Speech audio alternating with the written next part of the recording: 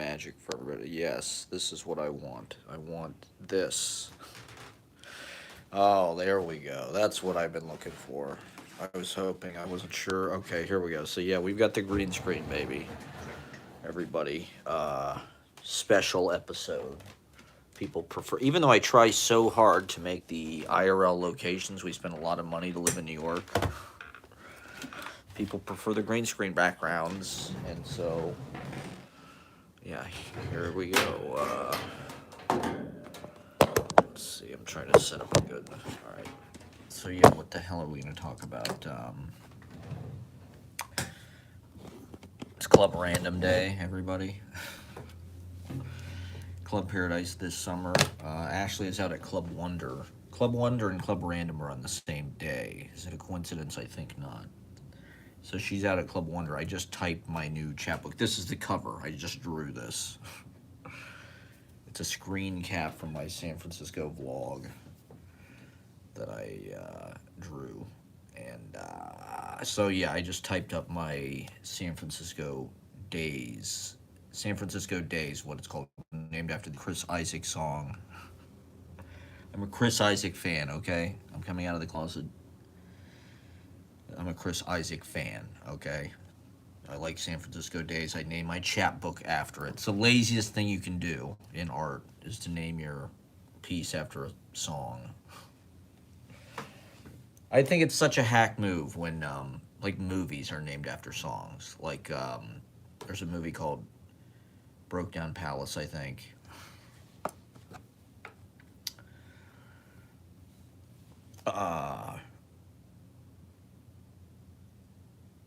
So I named my chapbook after a Chris Isaak song. San Francisco Days. So I just typed it up. It's 16 pages. Because, well, I mean, I guess I got used to it. It's really, my poetics are all about, it's a matter of economy, right? And money. That's why I use the tiny little notebooks that you get at the dollar store. But there's only a certain amount of real estate on that page. And the means of dissemination. So for the last couple of years, we've been printing these chapbooks in the Columbia University printing lab because there's this like minimum that they charge you and blah blah blah. And so I was on Columbia University Press and using their generous facilities to, everybody's watching the Knicks. That's where everybody is. So it encouraged me to, I mean, I generally don't print a chapbook that's longer than 60 pages because a staple won't go through it. It's hard enough to just to staple 60 pages, which is actually 15 sheets of paper. You get, when you print these booklets, it's just a preset on the printer. You can print booklet mode, and it splits your Word doc into like a pamphlet or a chapbook, if you will, for my poetry friends. And so the max you can, and so it gets 4 pages per sheet.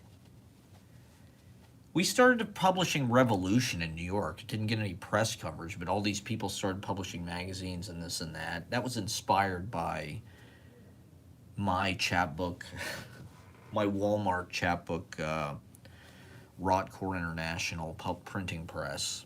It makes me feel like I'm Ben Franklin or something. Like, oh, I'm working on my printing press, on my movable type. And I have to typeset it and check, print out a few drafts to make sure that it's right. Tweak it. And so for the last couple years, I've been doing about 60 pages per. 15 pages front and back, 4 sheets per page.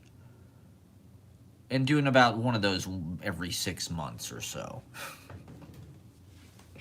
I let the work come to me. I don't know. I think I've got to sort of reorient my process. But for the last few years, I wanted to just sort of like let the poetry sort of bloom. And you're harvesting. It's sort of like your seasonal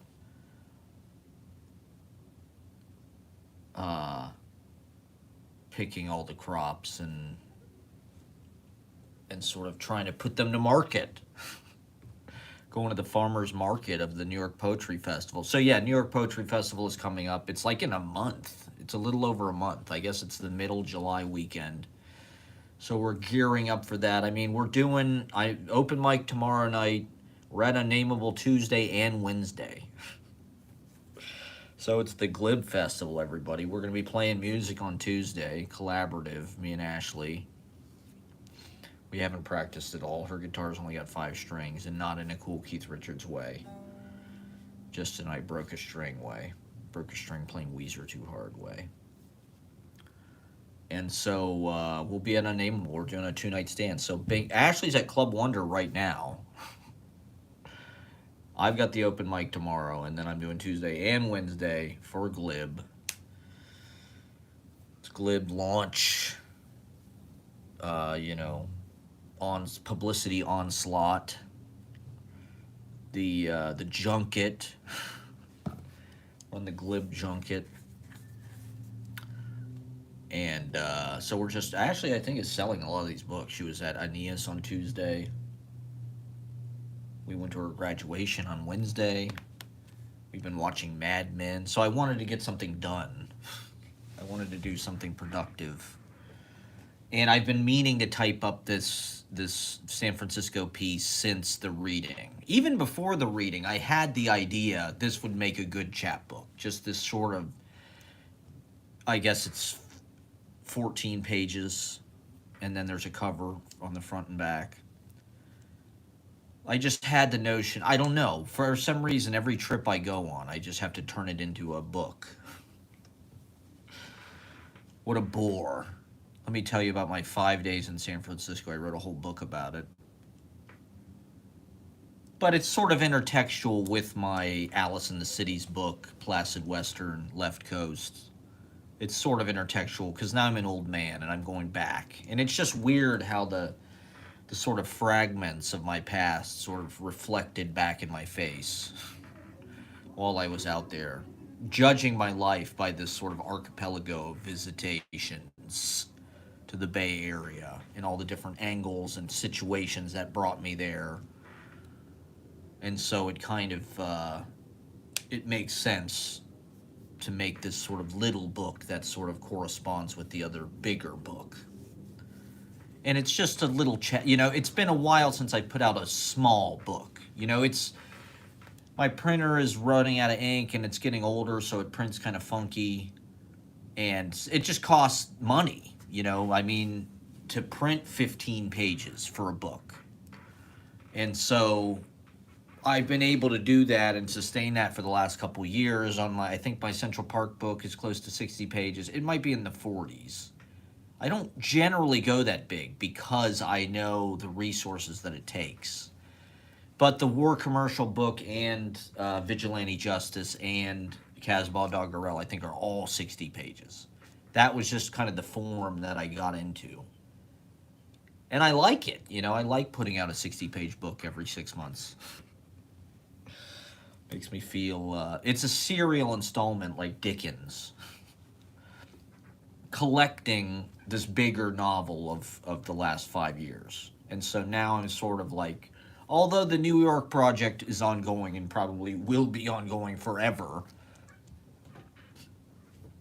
it feels like now I've got a pretty substantial, and but it also feels like the mode is shifting, right? So that's why I want to put out this smaller book to just get back into that space. So it's 16 pages. It's 4 front and back sheets, 4 sheets per page, which is still, I mean, some of the fucking early chapbooks I printed were like literally 2 pages or something. And it doesn't hurt to have that kind of stuff that you can just print a page or 2 pages and just give it to people. Honestly, I used to just that was the whole point of doing it. The intention was not necessarily, and I'm still not totally comfortable with the money aspect of it. I don't necessarily want to turn it into some kind of big business, although, if I could get a bigger passive income from these books, it wouldn't hurt. And there is a possibility. I mean, if you're doing all these readings and shit, in a certain way, the readings are just like infomercial for your goddamn book. They really are just like an ad, if you want to look at it cynically. It's just a way to sell the T-shirt. And so, well, I don't know. It's a missed opportunity, right?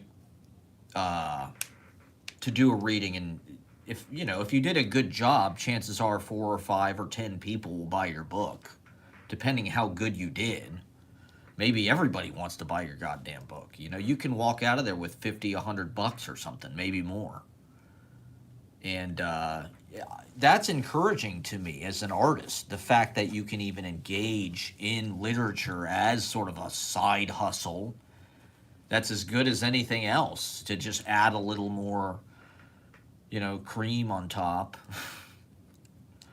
uh, why not? Why not just make a little money by printing out little books, and people are reading your poetry and spending time with it. I do think that's important. As great as readings are and as video is, and getting poetry out this way, I think it's important to have paper, especially now. I don't know. There's just something, you got to spend time. We got to get off the goddamn screens. I know I want people to watch my YouTube page obsessively, but it's interesting that it's all of these smart appliances means things that are connected to the internet. And the one thing about books is they are not connected to the internet. That's kind of one of the nice things about them, is that they're not smart. I mean, I guess a Kindle or whatever, that's like a smart book, but the old-fashioned, good old, the books that we love, they still exist. It is becoming, I don't know, more and more this kind of upcycled, vanishing thing, but I think getting into print is important, and getting it out to people is exciting. It's exciting to have your own book, and I think people's attitude toward publishing should completely change. You shouldn't look at it like you have to get some big publisher or win some book contest or whatever it is. It's just like, take matters into your own hands. You're completely valid in publishing your own material and getting it out to people. I've had a lot of people tell me they like my poetry and this and that, and tell me I'm their favorite poet and this and that. And so that's all you need. That's if the work is mattering to people, that's the greatest gift you can have. And as a person, it just makes you feel like, oh, okay, I'm living what I want to live. I'm living my dream. I'm living my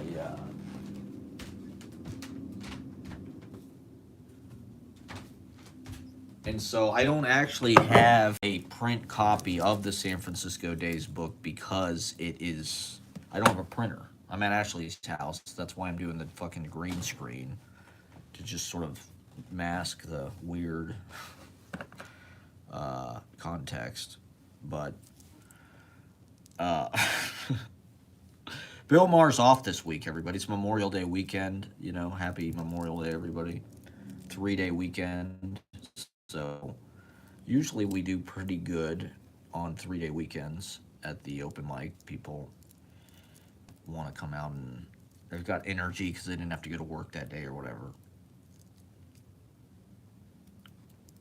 And so hopefully we've got a great list tomorrow. So I think it should be an exciting show. We're paying tribute to Alice Notley, the poet, the great poet, the greatest living poet. Alice Notley passed away this week, and so we will be paying tribute to Memorial Day. And it's actually Bob Dylan's birthday today, I think. Or was it yesterday? The 24th. What the hell day is it? I don't know. But I am going to actually do another Bob Dylan song. I might do Murder Most Foul. I was reading this list. 80 artists picked their favorite Bob Dylan song, and it was very hip. Jarvis Cocker and Nick Cave, and a lot of newer artists that I don't even know. I don't even know what fucking band they're in. They're just so unfamiliar to me. But a lot of people picked Murder Most Foul. It was kind of nuts. It was by far the most picked song, was Murder Most Foul, which I think they did the list during the pandemic, so that may have influenced it. I mean, Murder Most Foul is unbelievably, massive masterpiece, capstone. Is Bob going to come out with another album of originals? How could he possibly top Murder Most Foul? It's just not possible. So anyway, no one's watching. I had one guy get on, then get off real fast. God damn it. That's okay. Some people watch this later. People have been watching my last stream about R. Kelly. I guess because that was a funny story. Here I'm just talking about new poetry chat book. I know people love that. So I had Ashley left around 4. She said she's not coming back till 11. So basically from 4 until 8:30 or 9, I was working on my chat book. I typed up 14 pages. I think it's 3,000 words, or I don't remember. It's 30,000 words. I don't fucking remember. And I drew the fucking front and back cover. It's not the greatest cover I've ever had, but it's better to have something drawn than nothing. And like I said, this is sort of a little one-off return to back to basics.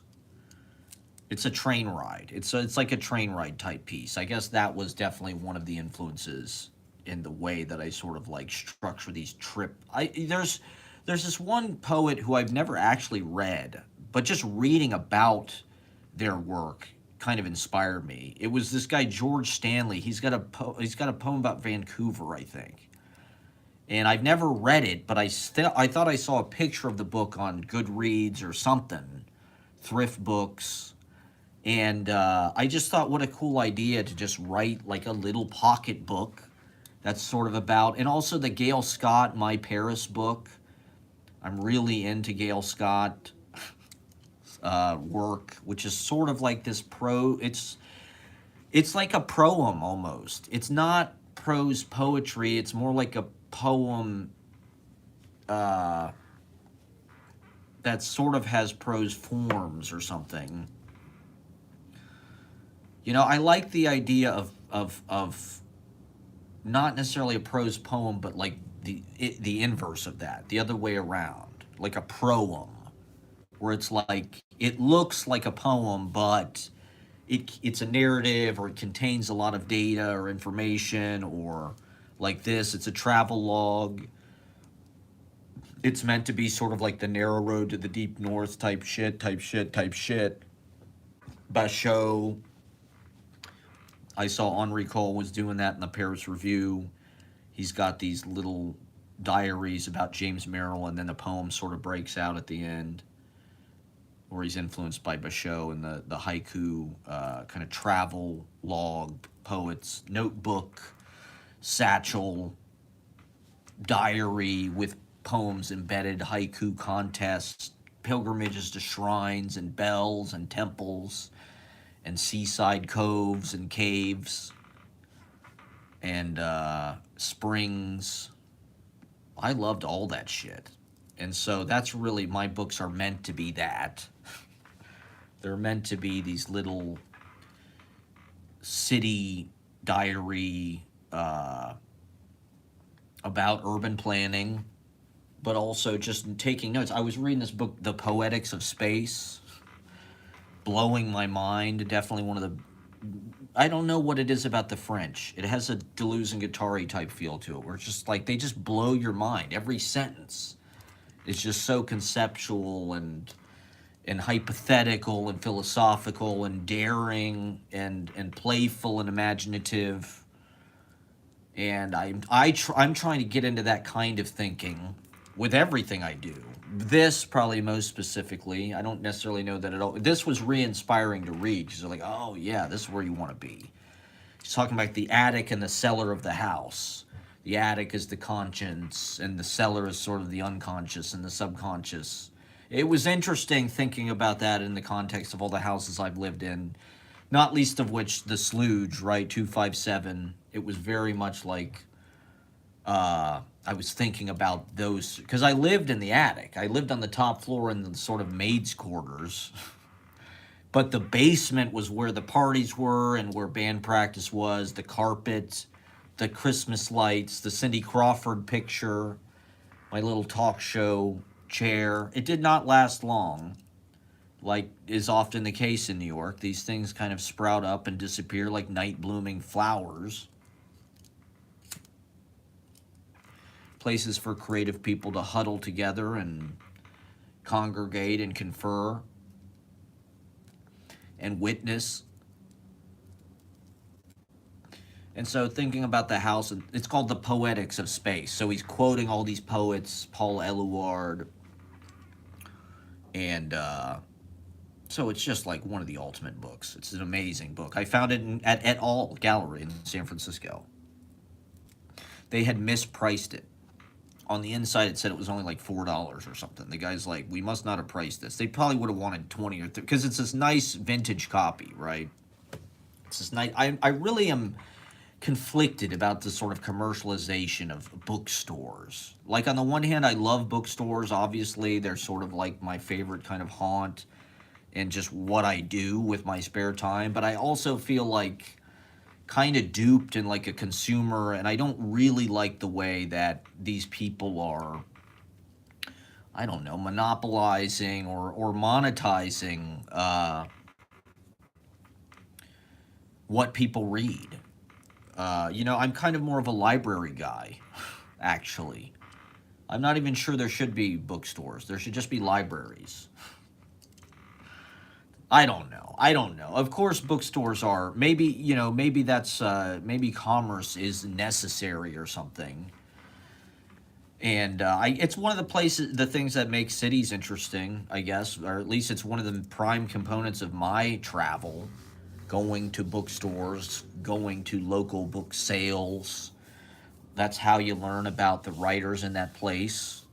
But as I've gotten more into open mic culture or just local and embraced that, you see there's actually this whole other market of people who are just have their own books or publish themselves, or they're not Jonathan Franzen or David Foster Wallace or whatever that you're gonna find if you go to a Half Price Books in Columbus, Ohio.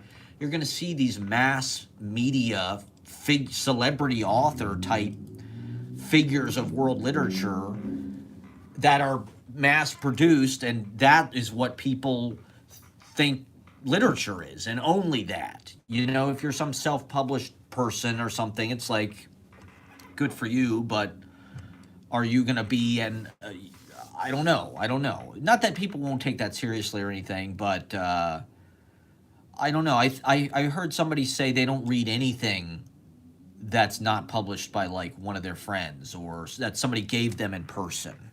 I thought that was kind of interesting because I do get a lot of books without even trying through the open mic. And I love it. I love that people give me their books. I mean, that's what I'm saying is like finding these kind of ulterior cultures that are maybe closer to you. I mean, it's great to read, the ultimate fucking authors of fame and the canon and shit, but it's also kind of nice to read the guy who teaches a workshop in the Bronx, or a guy from New Jersey that gave you his fucking chapbook, or some guy from fucking whatever it is, your friend from the East Village, or Columbus, Ohio, or, picking up books from people you met in San Francisco, rather than just reading, Alex Dimitrov,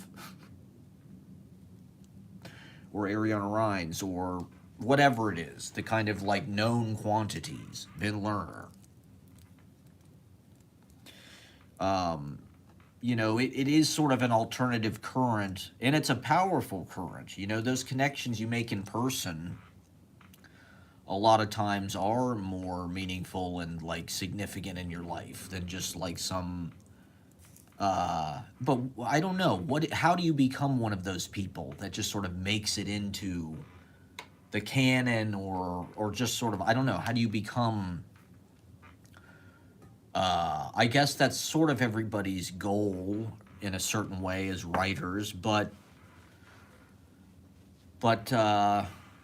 I don't know. I think that's also distraction. You get kind of blinded by that stuff. You get blinded by the kind of like wealth inequality of fame and celebrity, and and the big time authors and big time publishing houses and the clout and all of that.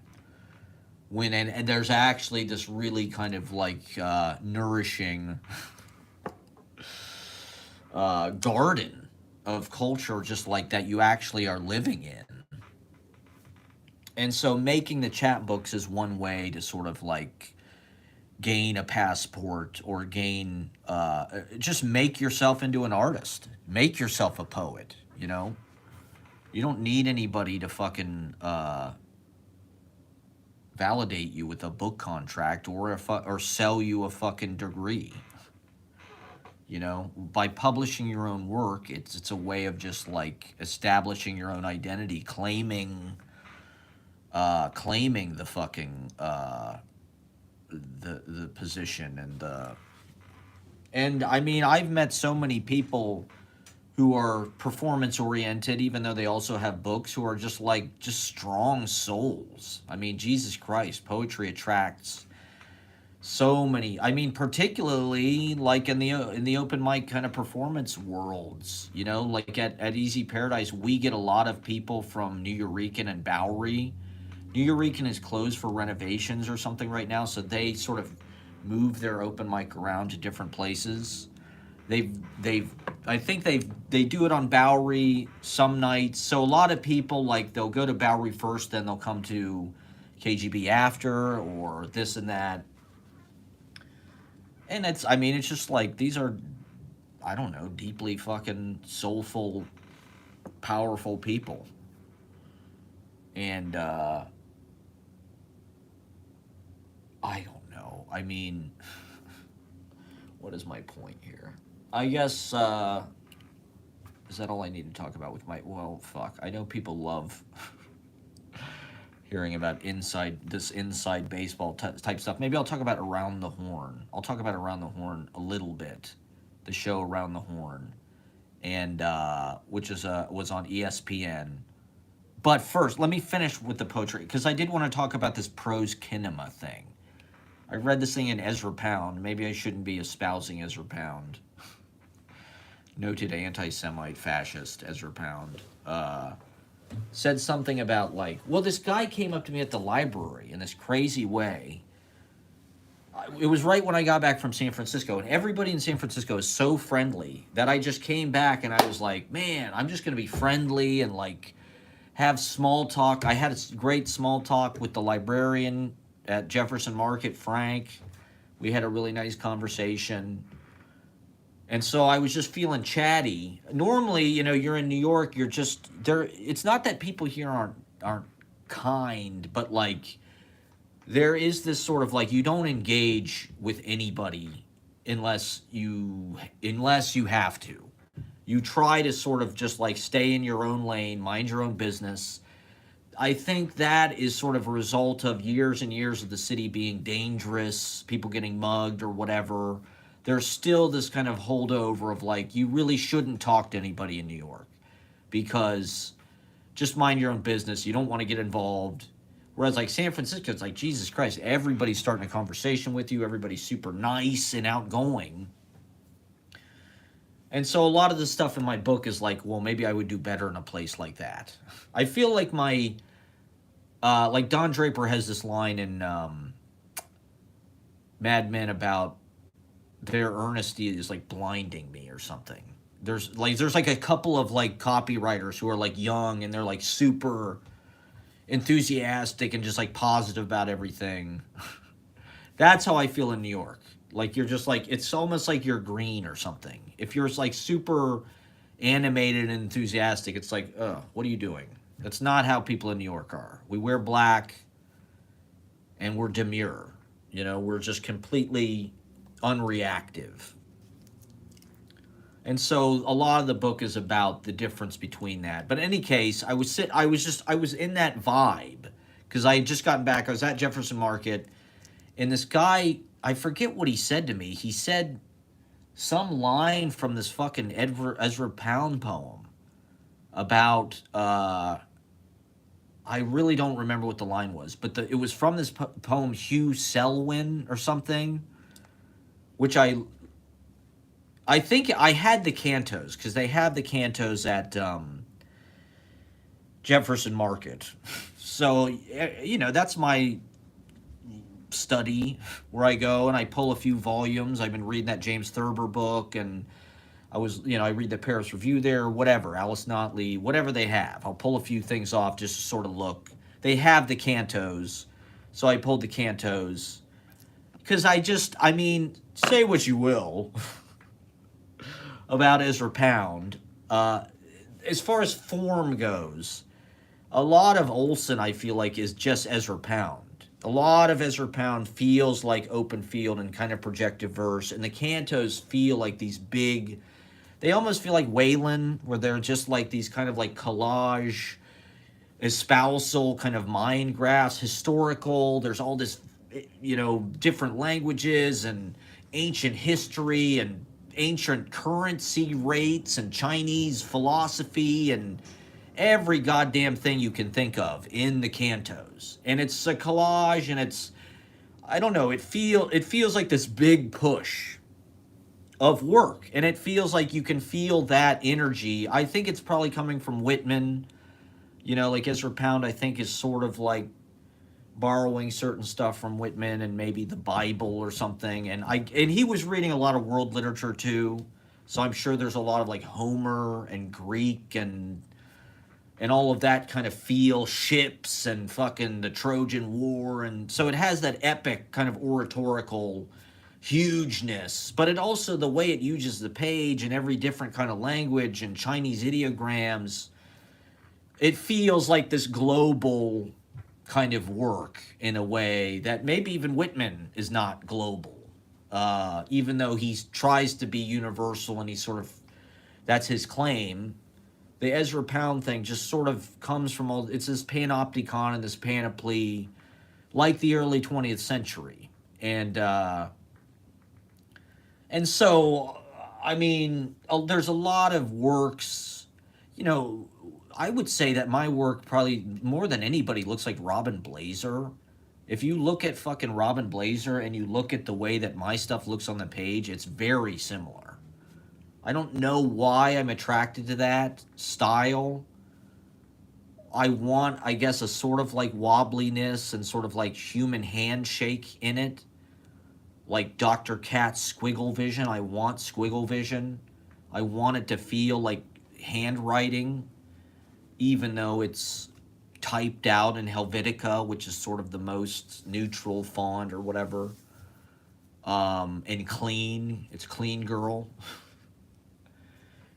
But I don't know, the sonnets. Somebody was telling me the other day that when they read my book, they were sort of giving me their assessment of my book. I think I gave them Casbah Doggerel. They said Burroughs was their big takeaway.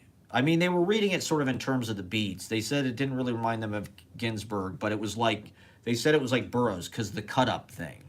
Which, to be honest, I've never read Burroughs, but I think the sonnets, right, are cut-ups. And so there's sort of but also French fucking.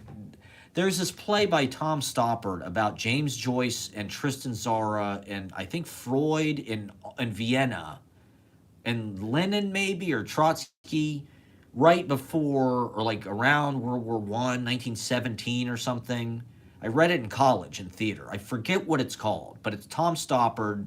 James Joyce is a character. He's trying to finance this play actually as sort of an economic, as a business venture. James Joyce is going to try to make money by like being an impresario of like this theater piece. And Tristan Tzara is a character, and there's a scene where Tristan Tzara does a cut up in the play. He cuts up this fucking Joyce sonnet or something and puts it in a hat and reads it. And so that was maybe, I don't know, the cut up is just so absorbed into everything now. Like the fucking Beatles did cut up, right? Like Benefit of Mr. Hat was a cut up. And so that method, I've never read Burroughs, but like that method, I guess, just makes sense. This sort of jamming together of like unlike phrases and syntaxes and whatnot. And ignoring the rules. Although, I mean, Ted Berrigan is somebody who does that in a way that really flows. He works hard to make sure everything sort of clicks into the next, like a mousetrap game or that Rube Goldberg type contraption, where you're taking all these different kind of funky things and uh, it's triggering the sequence of fucking logic that actually has flow and comes off is a success, completes the circuit or whatever. And so but they said it was like a Kerouac. They sort of got that it was like a Kerouac thing where it was like a life story.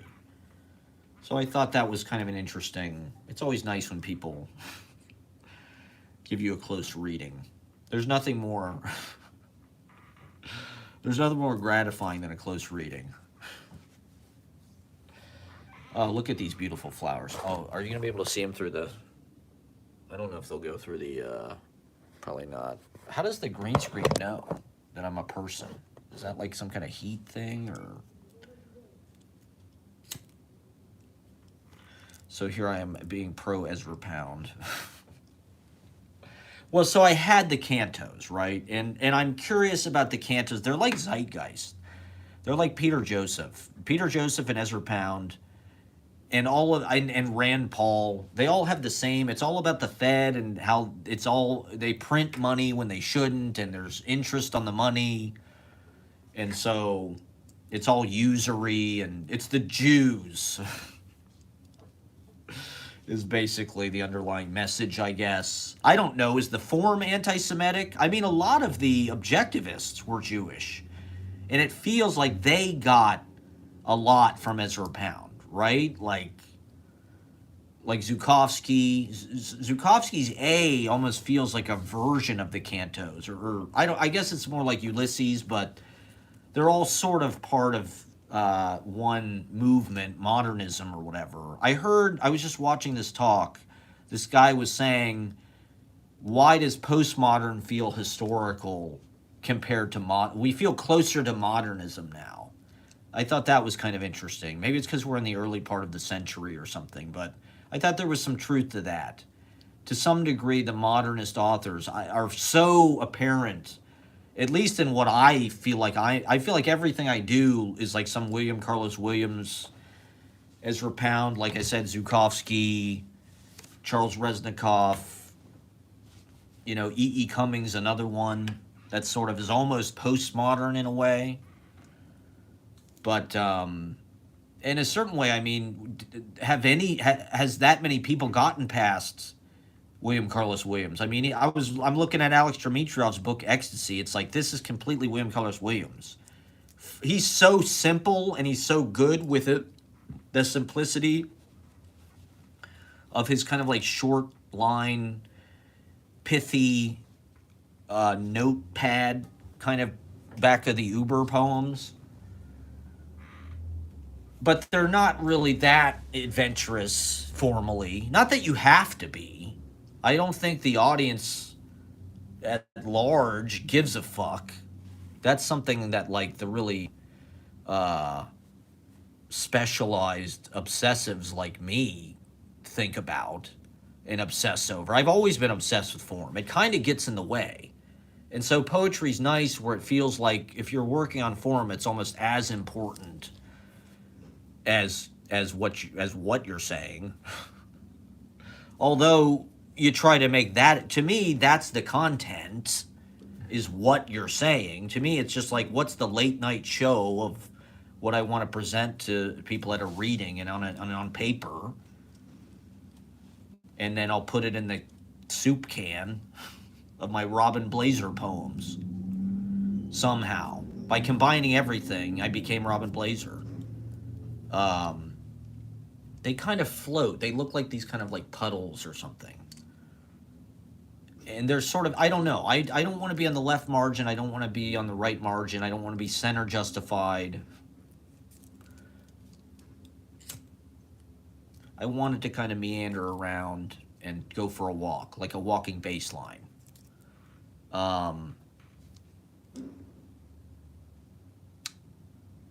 yeah, and so postmodernism is almost like passe. It feels like almost like obvious or insincere, privileged, I suppose.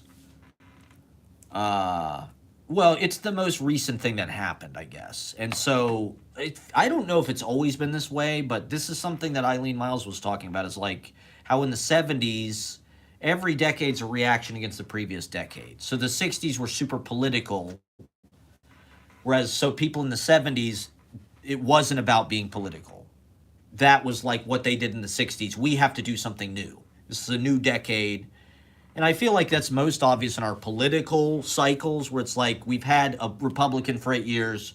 We just want something new. We're going to vote for a Democrat. We've had Obama for 8 years. We want something new. We're going to have Trump. You know, it's like the 2020s. What are they? We have to define ourselves versus the 2010s. You know, the 2010s, that was Instagram. The 2020s, that's TikTok. I don't know. What defines the 2020s? You have to differentiate somehow, or there is this kind of reactionary element to like the populace's groupthink, where it's like we did that for 10 years. You know, we have to define this is the 90s. What are the 90s? They're not the hair metal 80s. It's about flannel and cutoffs and being yourself and grunge and blah, blah, blah. Oh, this is the 2000s. This isn't about grunge and being real. This is about pop and NSYNC and fakeness and TRL and dancing and corporate.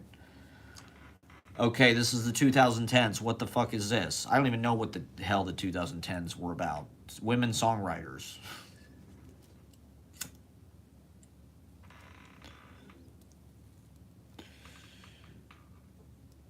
Uh,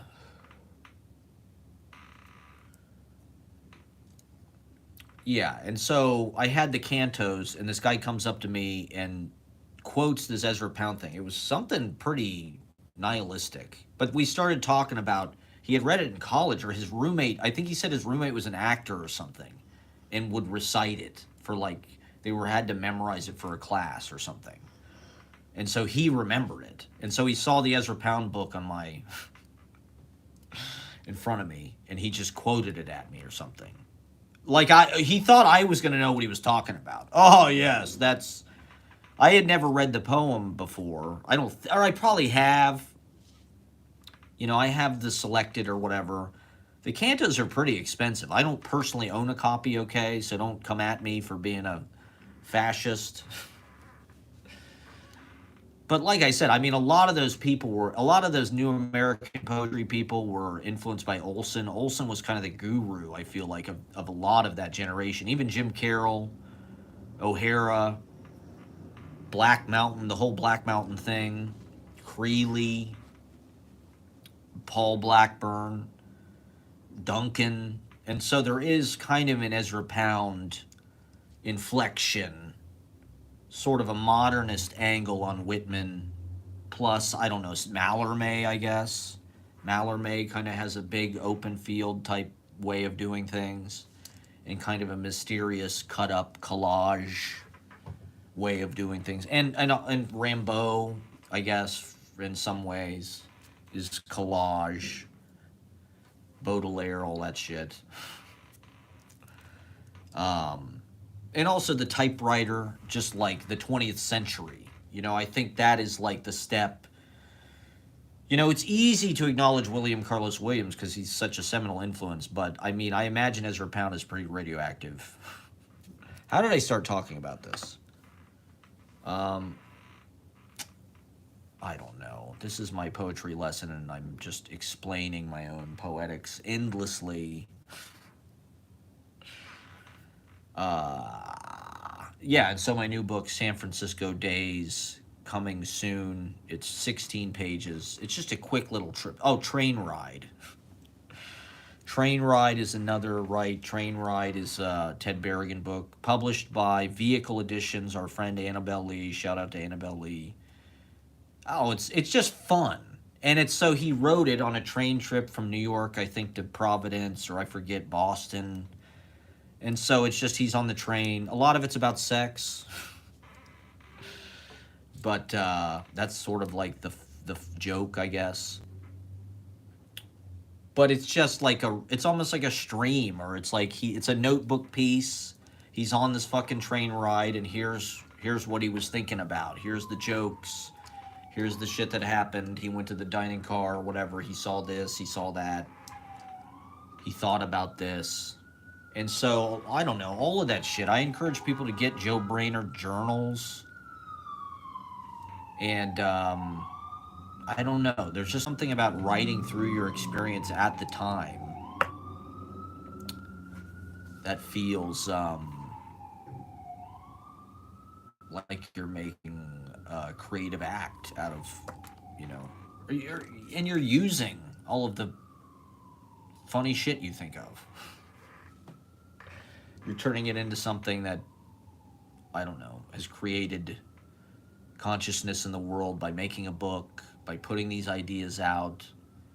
You know, with poetry, a lot of times when you're reading it, it is confronting you with, oh, why did they do that? Or I don't like this. Or this isn't just some like business decision or instant gratification. Or this decision kind of makes no sense. Or I was watching this talk with Vincent Katz at 192 Books, and he was saying he's experimented with not having the right syntax or not having the right grammar. He likes to write in his notebook in the middle of the street in New York and get interrupted by stuff, and writing in a place of chaos, and allowing that stuff to inspire your work.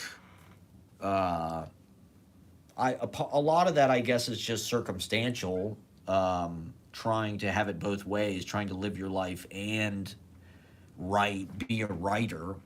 You know, this is something I was complaining about yesterday, and Ashley wasn't listening to me, was say what you will about the Jonathans and the sort of Gen X novelists, or like whatever, the last generation of you know, like, I do think there has been a little bit of like a death of like fiction. Like with autofiction, it does feel like appropriate to this moment, that we're subsumed in sort of like our own life story as it's reflected back to us through social media, and like the brand of our own kind of real persona through these kind of narrativizing, mediatizing forms, fucking YouTube, Instagram, Twitter, constant documentation, whatever. If, you know, autofiction makes sense, but it's also like, you know, like, the fucking Corrections is like a made-up novel. You can tell there's like a lot of, and I did read the Corrections, okay? I'm coming out as somebody who read the Corrections by Jonathan Franzen, okay? I did read it. And I got why it was such a big book, because it was like Colbert, if Colbert was a book. It was like, it described that era of America, like the dad, you know, all of the characters were sort of emblematic of their generations in a way that just like felt very relatable, but also very insightful. But it, you know, it was about something that was basically kind of super banal, which is just like this family from Philadelphia or wherever they're from. And it's like the older brother's like this business guy. He's sort of detached. He's got his own family. There's a sister. She's like a chef or something. She's kind of edgy. And then there's the brother who's sort of like the fuckboy adjunct who lived in the East Village.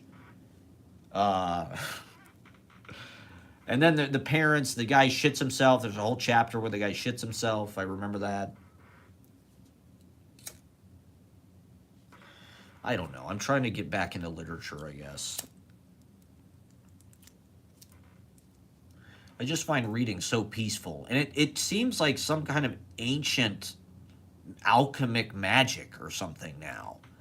Like when I was in college, I would write short stories that were like a mixture of like real things that had happened maybe, but they were always imagined into something completely different. You know, the real thing was really only a reference as a way to like describe what the character was going through. I thought it was fun to make shit up.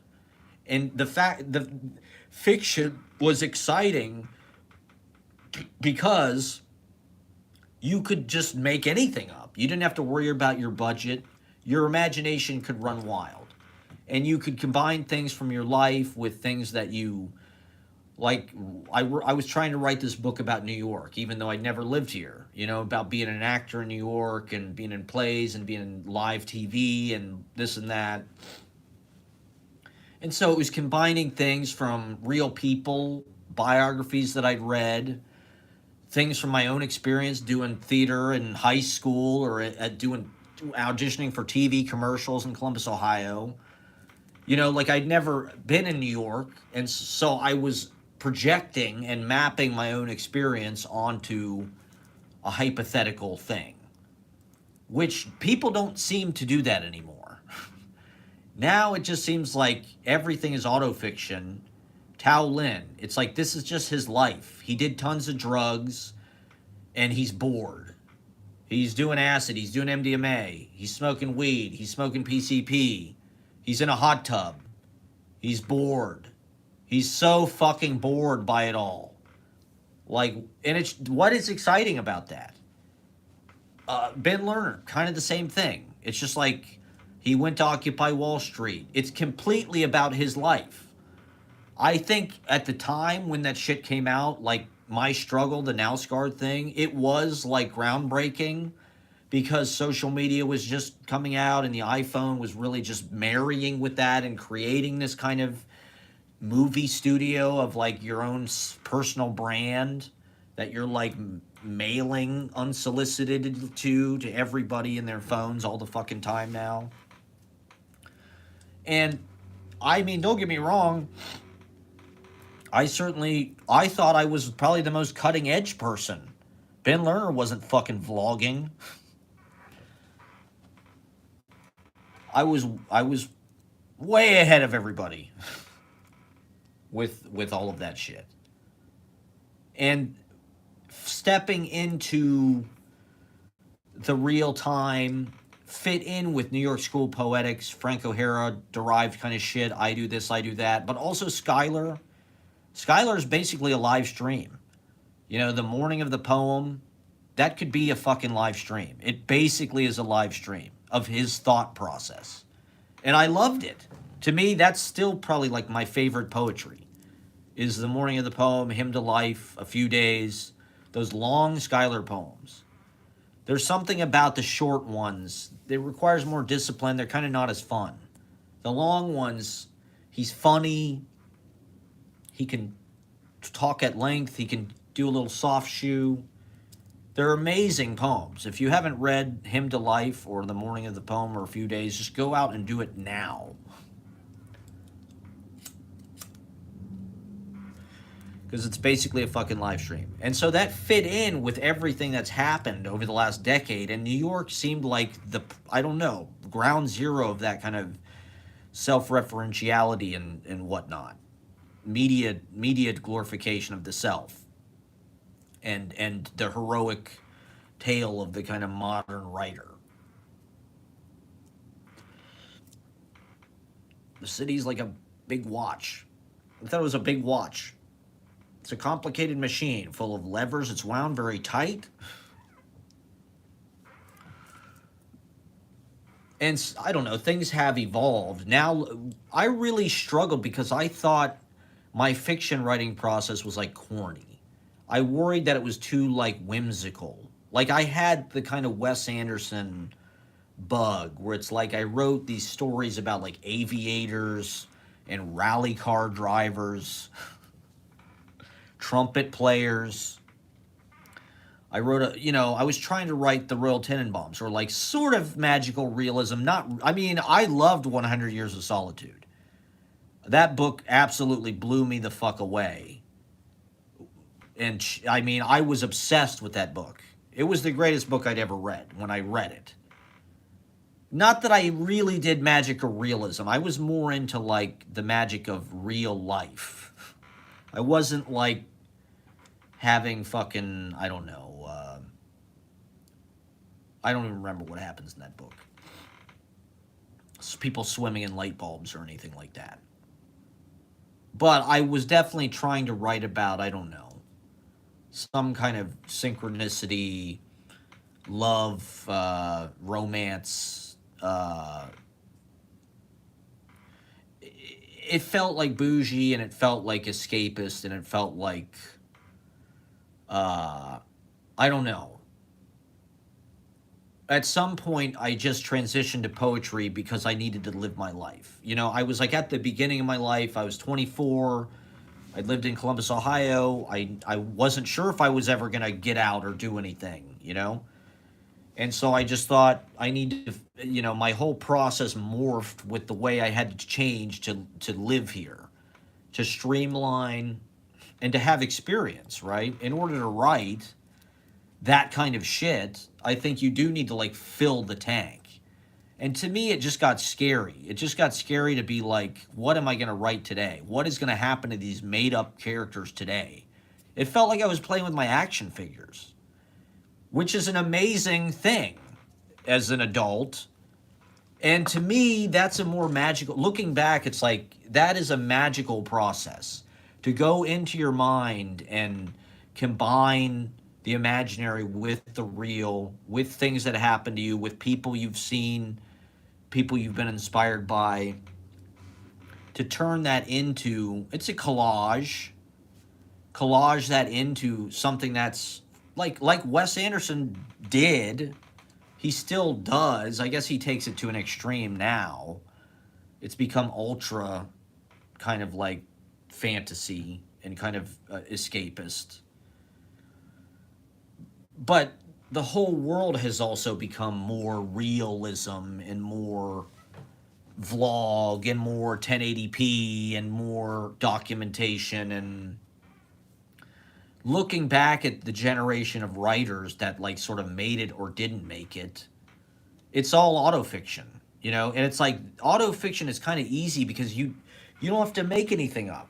You're not going to, there's no such thing as writer's block because you're just writing down what happened to you and your experience of it. And I don't think there's anything wrong with that. In fact, that's sort of what I've honed, because it did feel like it's like this thing, like the more specific you are, the more universal you are. It's like if I talk like now scarred specific, like that guy is incredibly specific and detailed to the point that like people hated him and cut him out of their lives. I don't want to do that. But there's some sense that the personal is universal, and it's the detail that sort of makes the thing come to life. And so also, I just didn't want to sit at a desk 40 hours a week imagining fictional characters. Now I'm much more interested in real. It's almost like my life is research for some book I'm going to write later.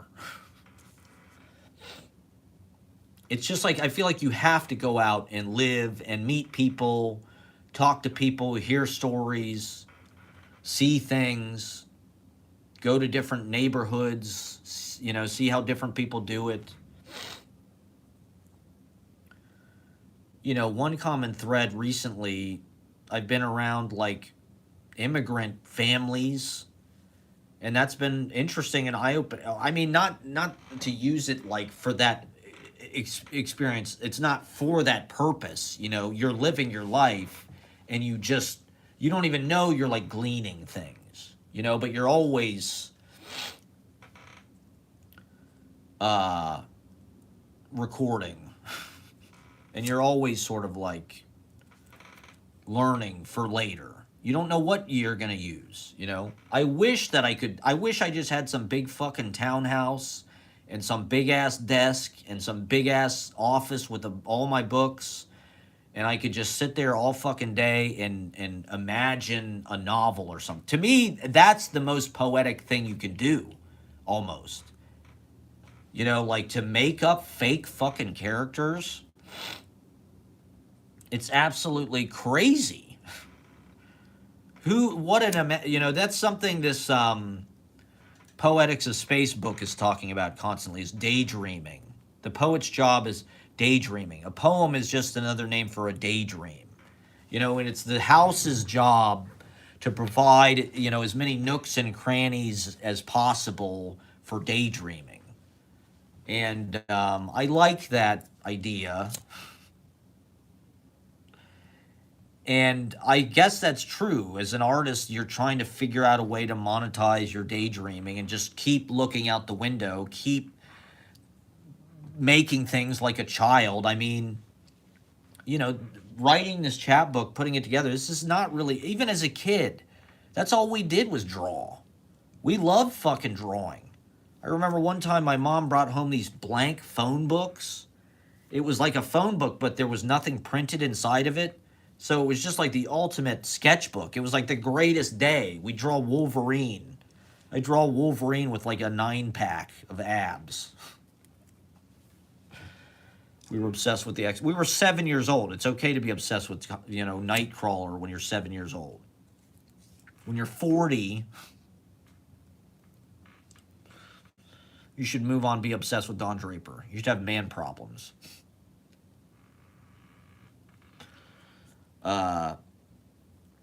That's all we did as kids was fucking draw. I think there's something to that, to like staying in flow state through the channeling, through the hand, through the pen, through the daydreaming. We're taught to be like scared, like, oh, you're gonna fuck it up, you're gonna be bad, you're gonna draw it, you're gonna, it's gonna look like shit, or let's go to the back cover. Let me get some other backgrounds in there for a sec. We've been on that one long enough. I thought this was pretty good. Every Bob Dylan song. It's Bob Dylan's birthday. Is about shit like this. The mayor on the zebra. King Kong with the 6-shooter.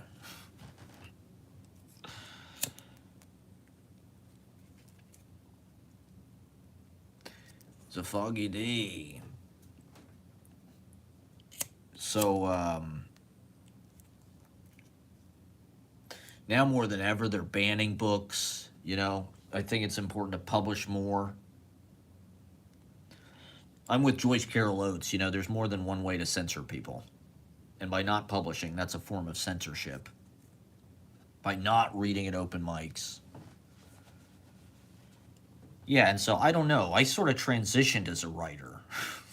When I started out, I was writing these like fanciful, imaginative, and I don't know. We were watching Mad Men, and to me, Mad Men is the TV show that probably is the most structured by and influenced by like novels. It sort of has a literary affect. You can feel things like Cheever, and Don DeLillo's first book, Americana, is actually very Mad Men coded. I encourage people to read that. Don DeLillo was an ad man on Madison Avenue, so he was one of these guys. His book is pretty. It complements the show. Americana, I think, is what it's called. But Dick Whitman feels like a poetry nod to me. They read Frank O'Hara in the show. He reads Meditations in an Emergency.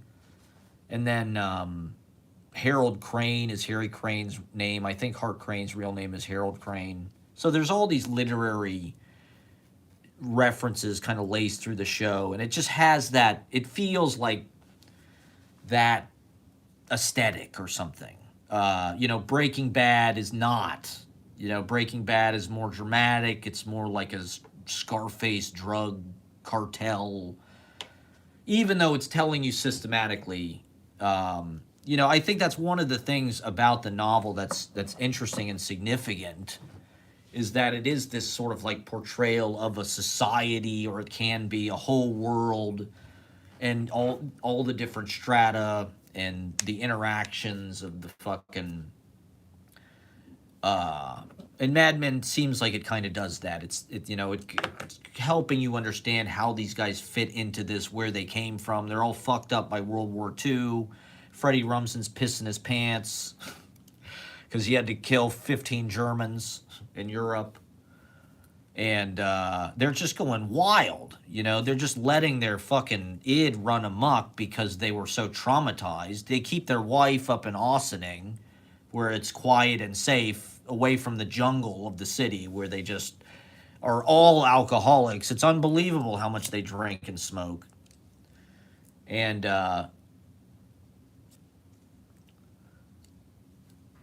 so I don't know. I mean, is that poetry? Is a novel poetry? I think to me it's interesting where these things kind of overlap. You know, like uh, I want my zines to secretly like be a novel. You know, like my New York zines are secretly like a novel, even though you're reading them in poems, one at a time, day by day, sort of in installments. Uh, I don't know, getting it to do as many things as possible, having all that be in there, having it be a novel and a fucking zine and a fucking live stream and a stand-up comedy routine and a podcast and a fucking notebook poem and a canto and a movie. That was the other thing my friend was telling me. It was like the whole book. And I don't know if that's just because I've been watching movies constantly, or it's just like to me the two processes go so hand in hand. Like my poetics learned from vlogging and vice versa. You know, when I first started vlogging, I felt like, oh, now I can finally make a movie that's like a poem. I don't have to worry about coverage and a script and blah blah blah. It's like, boom, I'm just gonna make this like I make my poems. I'm just gonna film the moment. I'm gonna film the vision. I'm gonna film the landscape, the dialogue, the scene, the sunset, the colors, the paintings, the performances, the concert footage, the foliage, the passage of time, right? I think that's the other thing that Mad Men does so well.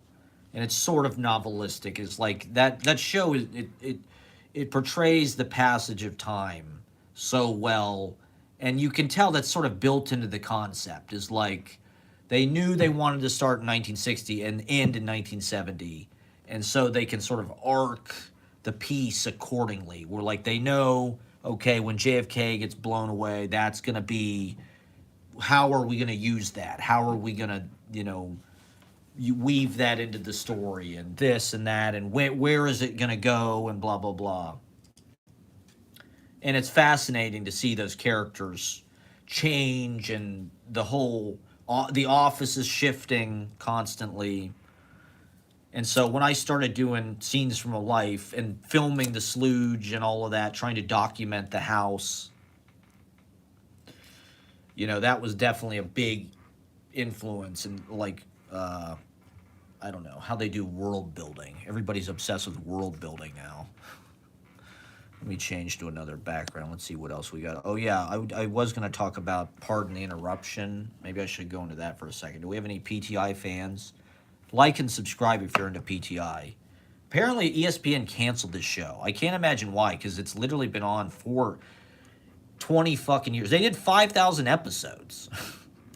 It's like, that's almost as many fucking Carson Tonight shows. When Carson did 30 years, they acted like, holy shit.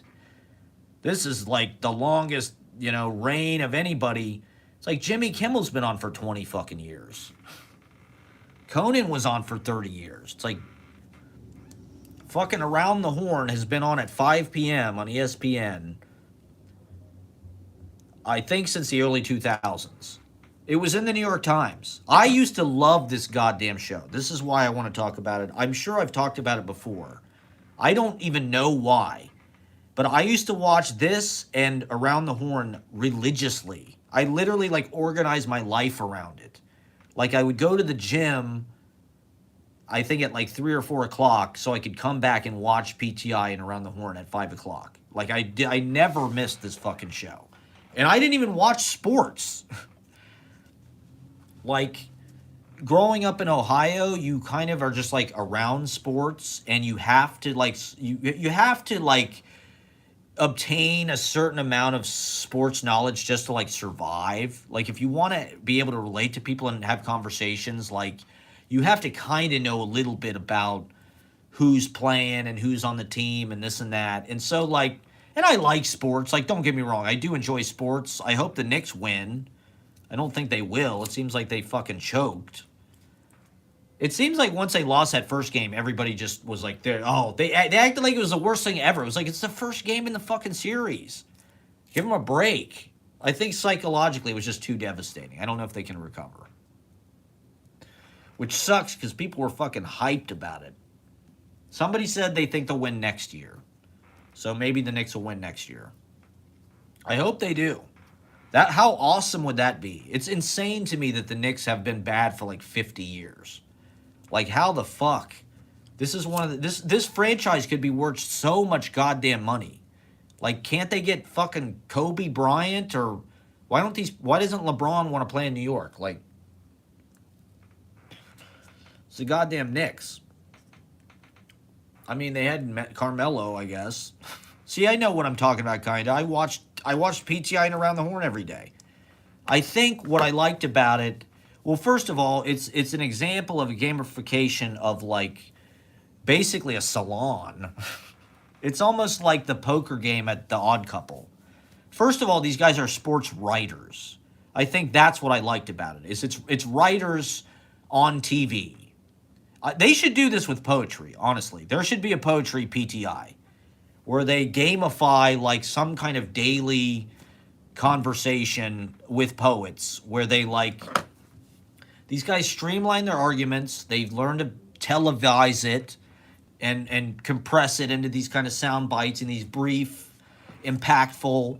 Who gives a fuck? Everybody's like, what was the scoring system? It's like, it's arbitrary. Who cares? It's a poetic scoring system in that the points are assigned based on what is appropriate at the time. And Reale, I loved Tony Reale. I thought he was a great host. He seemed like a great guy. I really thought his farewell speech was pretty interesting. It was almost like a poem. It was crazy. It was very fucking, I mean, like, these guys are poets in a way. Sports Center guys, you know, those little fucking spiels they do over like fucking the highlight clips are that's like the purest form of poetry on TV, to be honest. They are, you want to talk about like, I do this, I do that. They're responding in the moment to like, you know, moments of grace. Hold on, I gotta get my charger real fast.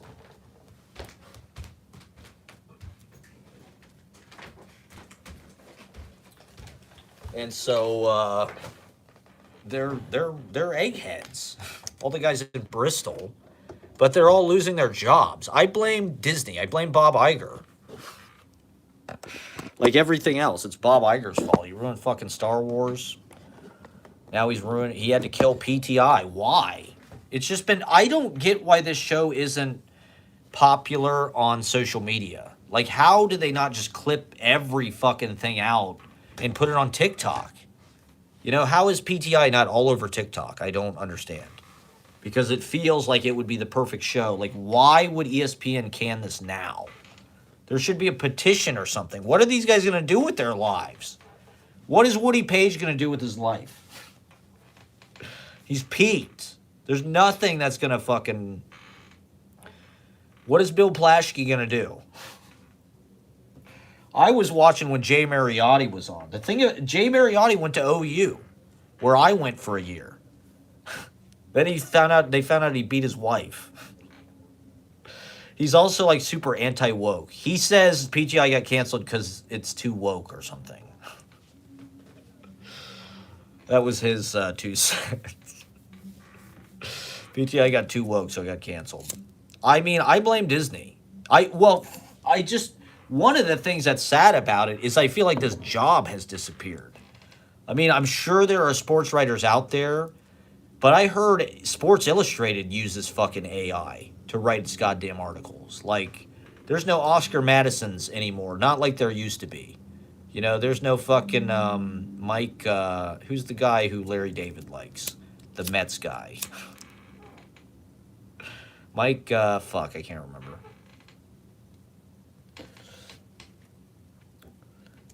So, Yeah, there's no sports writers. So it's like there's no jobs. There's no, the plain dealer folded.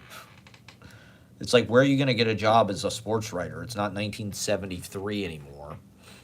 It's sad to see. I guess they could reboot it with like Barstool Sports or get Dave Portnoy on it. I'd love to be on fucking PTI, even though I don't know anything about sports. So I don't know. I guess I just liked seeing people argue on TV. It was a way, because they give you the top sports stories of the day. I guess what initially drew it to me, the thing about PTI and Around the Horn is like they show you what they're going to talk about, or like the subjects. Like PTI has got like a list of everything they're going to talk about that day on the side of the screen. I don't know why, but that like drew me into it for some reason. The way it looks, the way they have all those cutout heads behind him, like it's fucking Sergeant Pepper's. Tony Reali was Stat Boy. I don't know why PTI was the better show. Why was Kornheiser like the man? I don't know. Tony Kornheiser was like the closest thing to Howard Cosell that ESPN had. And for some reason, I loved watching Tony Kornheiser and Michael Wilbon yell at each other. I don't know why. I was obsessed with these fucking shows. There was just something about them. Maybe it's because writers are the best verbally or something, and you're getting... I mean, that's sort of like one of my big areas of study and one of my prime fascinations is writers as speakers, writers as improvisational verbal artists, applying that same facility to television, movies. And so I guess Around the Horn is an example of that. I used to love seeing Burt Sugar. I don't know if people remember Burt Sugar. He was a boxing guy. I mean, I'm sure they're all gone. He used to wear like a fucking like bucket hat, like almost like a Tom Landry or a Columbo hat or whatever. Burt Sugar. He was on ESPN a lot. He was not on Around the Horn. I think they had a show called The Sports Writers or something, which was like the McLaughlin group. I think part of the fact that they gamified this, I also think is significant because it was more interesting to watch. You know, if you gamified like the Algonquin Round Table, I think that'd be a pretty good show, actually. I mean, there's something about those type of shows, like Bill Maher, right? Politically Incorrect. He'd have 4 guests. It was basically just having a conversation on TV. I love Dinner for Five, that Jon Favreau show, where they all just go out and have dinner. It's like him and Burt Reynolds and Dom DeLuise and Janine Garofalo. And they just have dinner and talk. It's like, I love that. To me, I guess that's a podcast now, but that's why I just don't get they're canceling PTI now or Around the Horn now. It's like, this has got to be a cheap show to produce. It's a known quantity. Can't they reboot it or something? It's a dark day. I watched it pretty religiously, like all through college. I hate to say. I guess it was my way of digesting sports content. You know, that was like the early LeBron years. Kobe was still around. I think Peyton Manning was good. Eli Manning. The Indians, I think, were kind of good, maybe at certain points in there. The Guardians. I don't know. As a heterosexual male in Columbus, Ohio, it was like mandatory that you have some kind of like equipment and know-how in that department. So anyway, I think it's really stupid. They should just do it on YouTube or something. I did subscribe to Tony Reali's YouTube, so hopefully he'll come out with some... What are these guys doing? It's not like they have anything better to do. Just make it a fucking podcast. Just keep doing it. How fucking hard can it... How much can it be to produce that show? I also want to give a shout out to my friend John Eddington. I'm not sure if he's still watching. He's left some kind messages in the comments. I'm sorry, I'm horrible at responding to comments. I just get paranoid when it comes to typing things out. I feel like I'm going to say too much or not enough. And so I just usually opt for saying nothing at all. But shout out to John Eddington, one of my oldest friends. We were talking about video games. Speaking of fucking sports and shit like that. What else? What else have I got here? Oh, let's throw Rob Schneider in there. Gotta get Rob Schneider. We've kind of moved on from our Rob Schneider, Adam Sandler phase, thank God. I've managed to get Ashley onto Mad Men now. So, you know, we don't have to keep watching Happy Madison films for the rest of our lives. Mad Men, I think, strikes a happy medium. It's smart enough, but it's not. Like, we tried to watch these Eric Romer movies. They were too good. She started crying. She couldn't handle it. It just made her, you know, I don't know, upset she wasn't making her own movie or something. So we watched Rob Schneider instead. Okay, I don't want to get copyright blocked. I hope that doesn't get I hope Rob Schneider doesn't get me copyright blocked.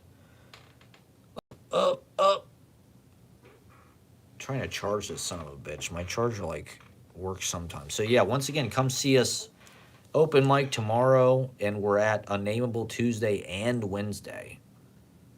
We're doing a 2-night stand at Unnameable, Tuesday and Wednesday. Glib Fest, everybody. Glib Fest 2025, live from the backyard. We're just going to jam it the fuck out like the Dead. You know, we're going to do Fire on the Mountain into Estimated Profit into... Okay, I'm just going to keep talking till Ashley gets back, everybody. That's my commitment to you. I've been off. I've been bad about live streaming recently. It was Bob Dylan week. I do encourage people to go back and watch the broadcast. I did like 5 Dylan songs. You know, there's just the catalog is so huge. We could do Bob Dylan all year, and you just never run out of songs. And I mean, it's not like the guy needs his help, any help keeping his catalog alive, but to me, I want to, with the open mic, I do want to, like, teach people about things without being overly, like, direct or pedantic about it. So it's like with Bob Dylan, it's like I can come in, I can do a couple songs that, like, are select, and then they you know, the location dictates that, because I think it's important to do that music in that place, you know, it's you know, the East Village and 4th Street, and so we're going to sing Positively 4th Street. And you know, the songwriters there, it's just a different kind of listening live. You know, when you're in a room with a songwriter with a guitar, or a rapper, you know, with a backing track, or a poet, or a comedian, you're really hearing everything. You know, when you see songwriters in small clubs that directly, it's like they're telling it to you. That's something I've seen in a couple things recently. Is like, pick one person in the audience and make eye contact with them, and it'll be like you're talking to everybody. If you make it, that actually helps you kind of zero in when you say it to one person. I'm too scared to do that. I can't even look at the audience. I love the fact that at KGB the lights blind you. I usually close my eyes on stage, or at least when I'm doing music. But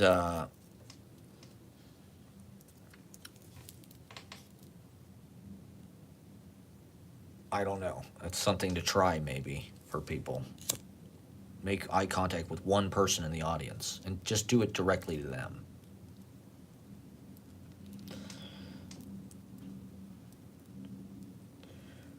It's interesting rewatching Mad Men now, because a lot of that show is about male-dominated workforce, patriarchy, bad boys, bad behavior. the trauma they caused against the women, the way they sort of controlled the women, and the way the 60s was an era of, and not just the women, but the minorities.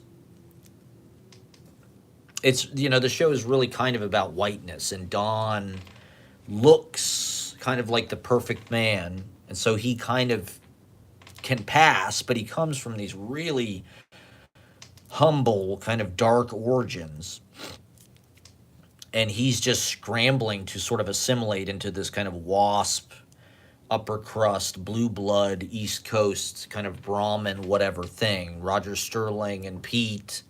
Pete is a Dykeman, whatever the fuck that is.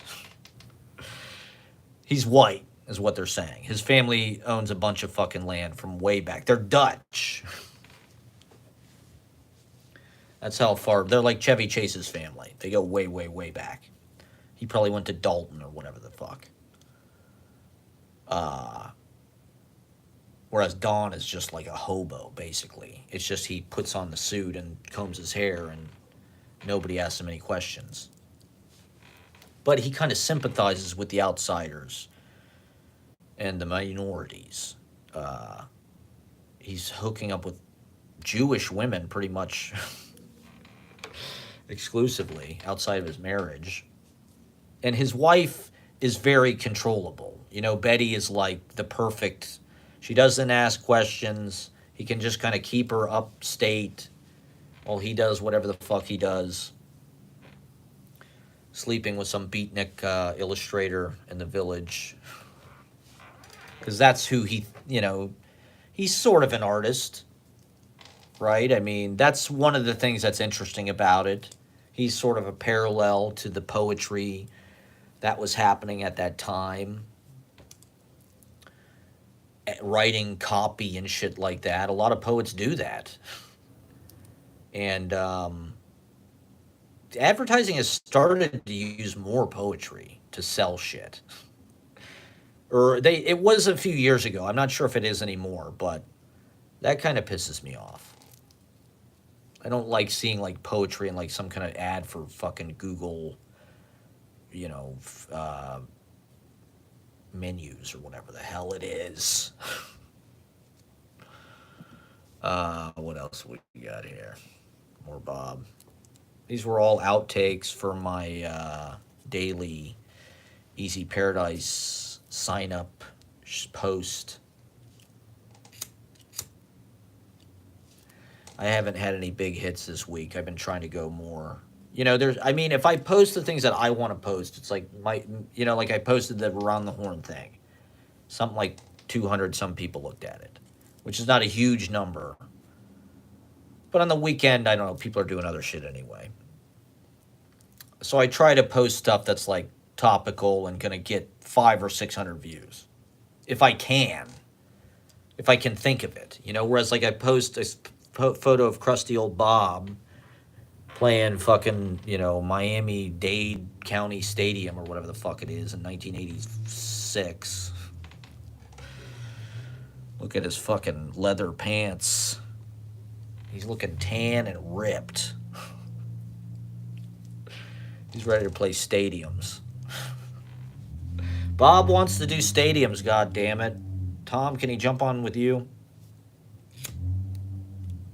Sure, Bob. What was I saying about Ohio University? Oh, Jay Mariotti went there. Well, the journalism school was supposed to be super good. Oh, yeah, I was going to talk about the prose kinema. I think that's what it said in this Hubert Selby poem. It said something about a prose kinema, as in cinema, kino, kinescope. And so, prose kinema, I think that was in that poem. It may have been in one of his other poems. But I was like, that's kind of a perfect description for, I don't know. I feel like I've been writing a prose kinema in a certain way. But it's choppy and it's blunt and it's origami. And it's not trying to take up space. It's like New York. It's a bunch of small rooms, compartments, with little things squeezed in everywhere. But then big space, the sky like a tent, no horizon, but beautiful sunshine, beautiful light in New York, beautiful fjord of the Hudson. It's a wonderful, magical, iconic machine. I thought it was a big watch, and it's a big turbine to propel you to self-realization. I had a post the other day with Tony Robbins. Let me see if I can pop that one up real fast for everybody. Because honestly, I think the open mic is definitely at least 20% Tony Robbins. It's definitely at least 20% self-help. I mean, my art is definitely at least 20% self-help. If it wasn't for self-help, I would not even be an artist. God knows what I would be. I'd probably just be. I mean, I'd be an artist. I would be an artist, but I'd be like, I don't know. I'd be producing less. Maybe I'd be better. But self-help was like, I mean, I definitely had stage fright. You know, there's a reason why it took me until I was like 30 just to just even sort of get the ball rolling. At least like with my original, you know, it's not easy to find a place to read your poetry in public and figure out how to present it the way that you want to present it, and just hope that people get it. To me, I didn't really see models for that. As you know, they were so divorced. You know, I thought I would probably write films, but I was trying to figure out a way to marry that to my fiction writing process. With fiction, I would want a prize, you know, like I could use my imagination. It felt like I was really good at coming up with stories and characters and interesting things. And so I was trying to figure out how to put that into movies. And then I just became the fucking story and filmed it and wrote poetry as I'm doing it. And that's the book. And you read it in installments at readings all over the place, all over the world. And people get it in one little piece at a time, but they can watch it all on YouTube. All the little jewels in the mosaic, they're all there. They're all in the big book. You know, they're all in the collected. But you can also just watch one episode and get the gist. But hopefully you'll get hooked and you just want to binge watch my vlogs. But I don't know. I drew my cover from San Francisco Days. My new chapbook is a still from my vlog. It's those people reading in front of the Coit Tower. I wanted that Transamerica Pyramid on the cover. To me, that's kind of the lasting image from being there. That Transamerica Pyramid, that triangular. To me, that's kind of an iconic building. And the Coit Tower, you know, everything in San Francisco felt more, I don't know, kind of serendipitous and like a maze. You know, New York is the grid, which is great. It's like a big New York strip steak. Just slap it right on there. Good to go. But it's kind of nice being in a place with a bunch of little alleys and everything goes every which way. Everything's diagonal. It's nice being in a place where everything's diagonal.